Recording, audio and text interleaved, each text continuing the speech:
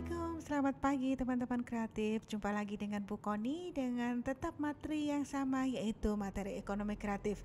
Untuk podcast yang ke-12 kita akan sharing mengenai kekayaan menurut jenisnya, ya. Ada hubungannya ya teman-teman kreatif, bahwa kekayaan itu ada hubungannya dengan tentang kreativitas ekonomi dengan penghasilan dan dengan adanya produk nanti. Kemudian apa yang dimaksud dengan kekayaan fisik atau physical property, yaitu menurut Thomas Riley, kekayaan fisik adalah keseluruhan yang bersifat kompleks, ya, yang terbangun dari berbagai hak, kemudian seperti hak kepemilikan. Dan pasti tidak asing ya bahwa hak kepemilikan ini mengenai apa yang secara hukum, bahwa kita mempunyai kepemilikan sebuah, itu entah barang, entah itu kekayaan, dan entah itu suatu kreasi atau kreativitas. Dan hak untuk menggunakan, kemudian hak untuk menghancurkan, kemudian hak menjual, hak meminjamkan, dan hak untuk membuang. Oke. Kemudian untuk berikutnya, kekayaan intelektual adalah kekayaan yang sifatnya non-real. Menurut Andrew Weil, dalam karyanya The Boom in the Intellectual Property yang dimuat dalam buku Hawkins tahun 2001 halaman 23-31 mengemukakan tujuan prinsip kekayaan intelektual adalah: satu, bahwa kekayaan atau properti itu hak milik seseorang. Ya, kemudian yang kedua bersifat non-real, artinya bahwa kekayaan itu bersifat tidak terwujud.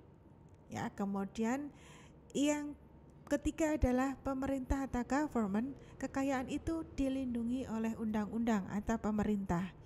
Yang keempat, konvensi internasional atau convention, kekayaan intelektual diatur berdasarkan konvensi internasional. Yang kelima, justification, yaitu kekayaan itu harus atas dasar pembenaran. Kemudian yang keenam adalah kontrak kekayaan atau property contract, bahwa kekayaan itu dapat dikontrakkan.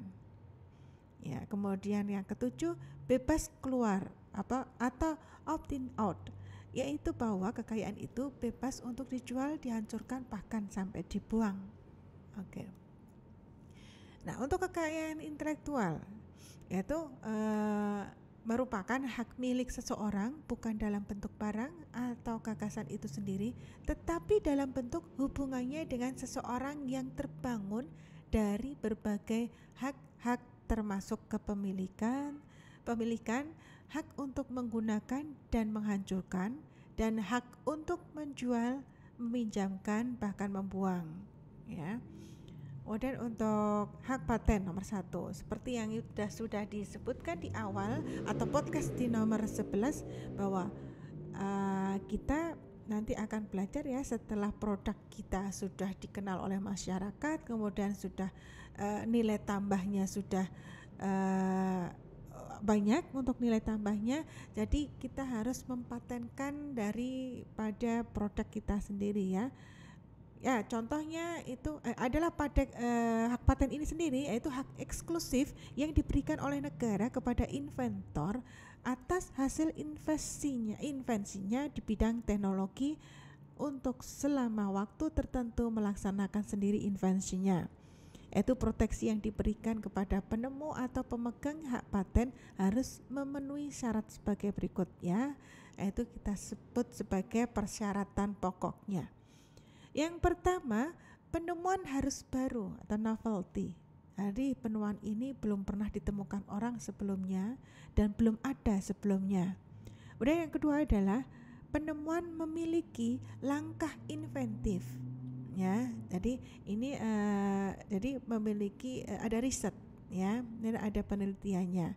Kemudian yang ketiga, penemuan harus dapat diterapkan dalam industri.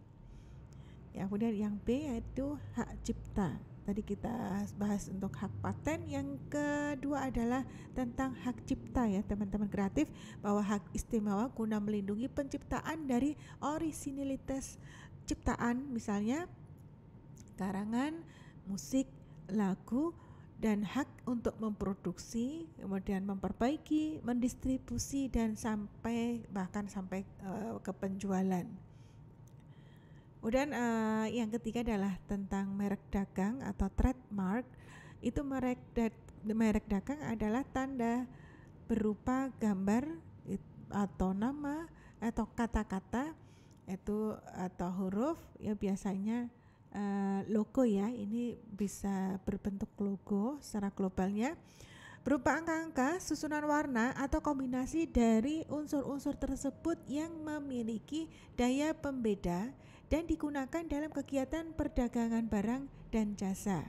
Ada dua macam merek ya teman-teman kreatif, yaitu merek dagang dan merek jasa. Merek dagang sendiri berfungsi sebagai jaminan kualitas barang. Kemudian untuk nama barang, konsumen lebih mudah untuk menyebut mereknya saja. Jadi biasanya kalau kita punya merek dagang atau trademark adalah mungkin yang bisa paling gampang dan mudah diingat oleh masyarakat ya. Misalnya logo banyak ya orang lihat, kalau sudah lihat logo WK itu wah ini sudah merek dagang yang sudah oke ya, sudah profesional dalam bidang pembangunannya. Kemudian kalau misal kita lihat gambar logo KFC, dari logonya aja belum ada namanya kita sudah tahu oh ini yuk kita cari logonya, sudah tahu di mana arahnya, atau kita lihat GPS aja mau katanya mau dari logo kita bisa lihat, bahkan kita sudah tahu bahwa ini logonya KFC. Aqua kita juga sudah bisa tahu ya teman-teman, misalnya kita dari logo bentuknya dan tulisannya biasanya dari logonya. Kalau tulisan Aqua sudah banyak sekali ya Aqua itu, jadi kalau dari logonya kita sudah langsung masyarakat itu mengenalinya ya, bahkan udah familiar untuk logo tersebut, dari mulai tulisan, kata, ada yang cuman terbentuk sebuah gambar saja kita sudah paham, dari tulisan saja mungkin masyarakat juga sudah paham dan familiar. Kemudian ada dua jenis merek ya, yaitu merek dagang dan merek jasa. Merek dagang berfungsi sebagai jaminan kualitas barang, dan untuk nama barang konsumen lebih mudah untuk menyebut mereknya saja. Kemudian sebagai alat promosi, yaitu kita penting untuk sebelum kita membuat sebuah produk, jadi mungkin bisa sebuah nama tapi bisa juga sebuah logo. Kadang logo itu lebih mudah diingat sama orang ya. Jadi itu salah satu perangkat alat untuk sebagai promosi orang melihat logonya saja orang udah pada tahu. Cuman tempel stiker di logo dimanapun kita juga udah tahu ya. Dari bentuk logo Honda, Yamaha itu kan tidak usah tertuliskan tulisannya, tapi kita melihat logonya saja sudah tahu bahwa ini produk dari Yamaha, ini produk dari Honda, Nissan dan sebagainya.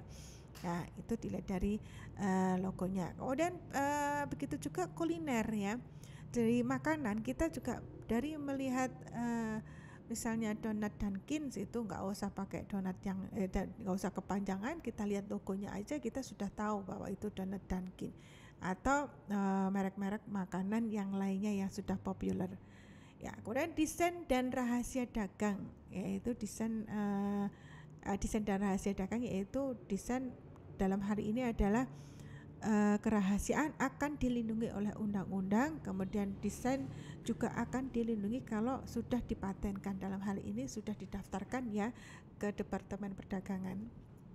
Nah, rahasia dagang ini adalah informasi yang tidak diketahui oleh umum di bidang teknologi atau bisnis.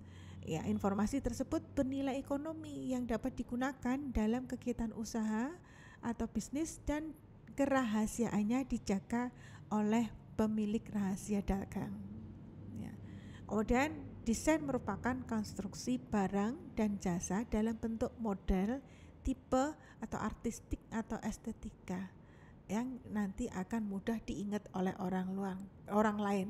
Kadang yang aneh-aneh itu aja bisa menjadi sebuah lebih familiar ya daripada logo atau gambar yang indah tapi itu tidak merupakan menjadikan sebuah apa yang bisa diingat, yang gampang diingat oleh masyarakat. Ya, itu juga bisa menjadikan patokan teman-teman kreatif ya. Jadi kalau mau nanti membuat sebuah produk, jangan lupa logo atau brand untuk brand kita ya, nanti logo itu ya. Jadi jangan lupa bikinlah sesimpel mungkin ya, sesimpel mungkin. Yang penting adalah gimana bisa mudah diingat dan gampang familiar ya di masyarakat yang melihatnya. Oke. Ada beberapa faktor ya yang mempengaruhi kompetisi dalam bisnis, diantaranya adalah harga atau price, kemudian quality, design, kemudian citra merek atau brand image, kemudian kemudahan dalam pemakaian atau user friendly, keandalan atau reliability, dan tampilan atau feature dan promosi. Jadi seperti yang mungkin teman-teman kreatif sudah mendapatkan materinya tentang bisnis, tentang marketing atau market ya. Dalam hari ini sebelum kita membuat sebuah produk, kita akan ada teori yang 4Ps mungkin yang lebih sering didengar oleh teman-teman ya, yaitu bagaimana kalau kita akan menciptakan sebuah produk, kita harus menentukan dulu price-nya, berapa harganya ya, kemudian tentukan produknya, kemudian tentukan place-nya atau tempatnya, kita akan berjualan di mana, cuman di lokal kah, mau ke misalnya luar daerah kah, kemudian di luar pulau kah, kemudian regional kah, atau bahkan mau internasional kah ya. Jadi ini sangat menentukan, karena selain kita menentukan harga, daerah juga akan sangat menentukan, karena kita harus menganalisis juga ya, bahwa demografi di sebuah daerah tersebut seperti apa, kemudian culture-nya seperti apa, kemudian kebiasaan yang mereka lakukan seperti apa kalau kita akan meluncurkan sebuah produk baru ya. Kemudian setelah menentukan price-nya, jangan lupa promosi ya. Kita harus memikirkan bagaimana bahwa kita harus mempromosikan produk kita ya dong. Kita harus istilahnya harus melakukan sebuah pengumuman, baik itu promosi secara online maupun secara offline. Tapi untuk sekarang ini, untuk promosi sangat lebih mudah dibandingkan, karena era informasi ini ya lebih mudah dibandingkan sebelum-sebelumnya. Jadi kita tidak harus secara offline, kita tidak harus cetak leaflet, pamflet gitu, kadang buang-buang kertas dan kita menimbulkan banyak limbah. Tapi kalau adanya era informasi ini, kita bisa melakukan promosi lewat online ya. Banyak sekali jenis-jenis promosi yang ditawarkan dalam online. Misalnya kita akan melakukan penjualan ini di sekitar media sosial, jadi kita bisa melakukan, nanti akan timbul penawaran dengan sendirinya. Apalagi kalau kita sudah mendaftarkan bisnis kita di bisnis Google ya, di Google Business, kita akan secara otomatis akan mendapatkan penawaran-penawaran untuk mempromosikan produk yang sudah kita posting terutama. Jadi kita harus rajin memposting kalau itu memang produknya akan kita jual secara online. Satu yang itu. Kemudian kita apakah akan bekerja sama dengan aplikasi e-commerce ya. Jadi kalau kita melakukannya, kita bekerja sama dengan e-commerce atau di Shopee atau di Bukalapak atau di Zalora dan sebagainya, di situ secara otomatis akan ditawarkan, dan itu secara otomatis juga barang atau produk kita akan dilihat oleh audiens ya, kalau kita melakukan di e-commerce. Tapi kalau kita tidak kerjasama dengan e-commerce, kita harus sangat aktif dalam media sosial kita, aktif untuk berposting ria, dan aktif untuk melakukan engagement atau komunikasi dengan para audiens. Jadi kita tidak hanya dalam nanti pada saat tatap muka, insya Allah nanti Bu Koni akan memberikan trik-trik atau tips-tips bagaimana di media sosial kita itu aktif ya. Jadi bahwa merupakan kita mengkomentari ya, kita jangan lupa kita jangan egois juga ya kalau kita di media sosial bahwa mentang-mentang kita maunya di follow aja gitu ya, tapi kita nggak mau sebagai follower, itu juga salah. Karena apa? Follower kita memfollow balik itu juga ada keuntungan di balik itu. Karena apa? Kalau kita telah menfollow dari media sosial orang lain, akun orang lain, otomatis teman-teman akun dari yang kita follow nanti sometimes juga akan melihat aktivitas yang ada pada akun kita ya. Setelah follow back, kemudian kita jangan lupa melakukan promosi. Kemudian jangan lupa kita kalau di like, jangan kemudian like balik. Itu ternyata ada ada efeknya teman-teman kreatif ya.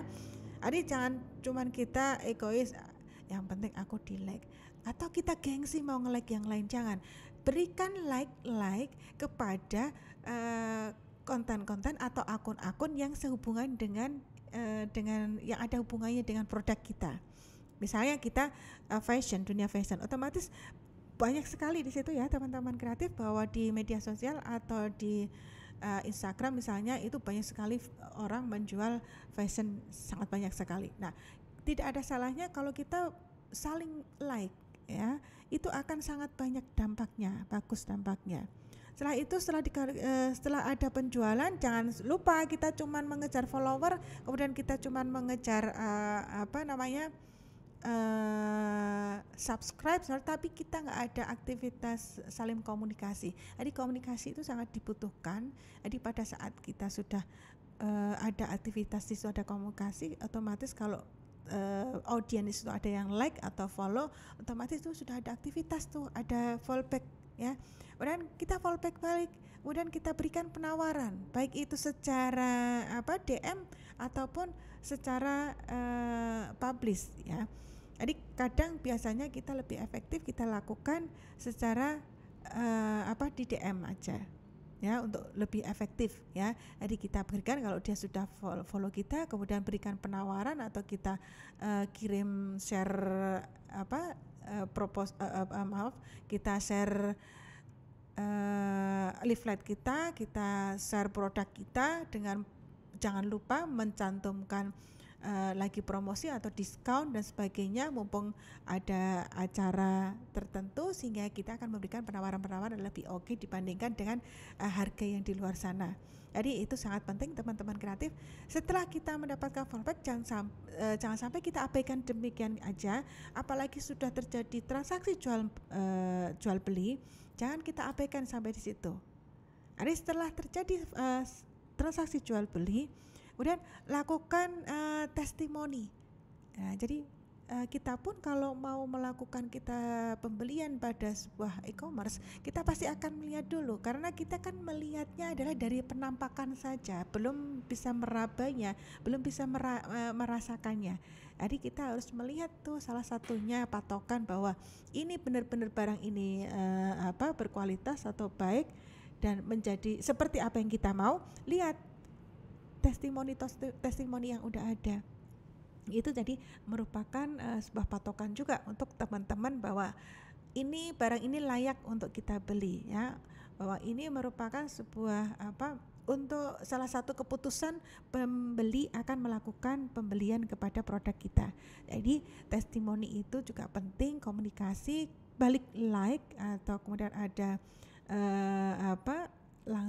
balik menanggapi, itu merupakan salah satu engagement supaya audiens itu merasakan dia selalu ingin membuka dan melihat postingan dan melihat produk-produk baru kita. Oke, demikian teman-teman, nanti kita akan ketemu di kelas. Semoga selalu semangat ya, selalu berkreasi, dan jangan malu untuk mengutarakan ide-ide kita. Semoga menjadi sebuah nilai yang sangat bermanfaat. Terima kasih. Wassalamualaikum warahmatullahi wabarakatuh.